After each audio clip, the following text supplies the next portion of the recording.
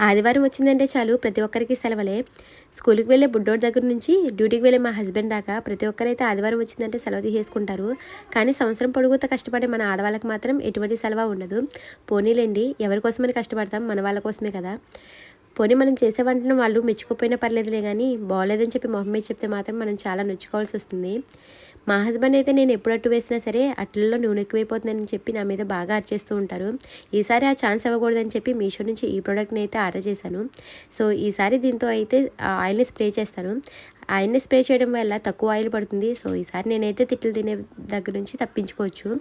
దీన్ని చాలామంది పొదుపు చేస్తున్నాను అనుకోవచ్చు, ఇంకొంతమంది అయితే పిసినారితనం అనుకోవచ్చు. ఈ రోజుల్లో పొదుపు పిసినారితనం పక్కన పెట్టేస్తే ఆయిల్ని ఎంత తక్కువ యూజ్ చేస్తే అంత మన హెల్త్కి అయితే మంచిది. సో నేను ఈ ప్రోడక్ట్ని మీషో నుంచి తెప్పించగానే మా బుడ్డోడు చూసి తన కోసం తీసుకొచ్చిన వాటర్ బాటిల్ ఏమో అనుకున్నాడు. సండే కావడంతో వాళ్ళ ఇంట్లోనే ఉన్నాడు. చాలాసేపు అయితే ఆ బాటిల్తో ఆడుకున్నాడు. అదైతే గ్లాసు ఎక్కడ పగిలిపోతుందో అని చెప్పి అయితే చాలాసేపు భయపడిపోయాను.